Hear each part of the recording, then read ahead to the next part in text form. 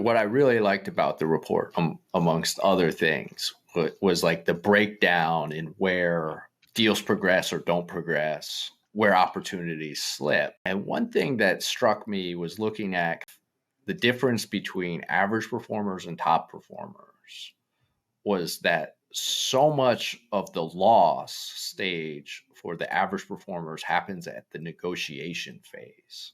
Whereas for the top performers, more of the loss seems to happen at the qualification and discovery phases.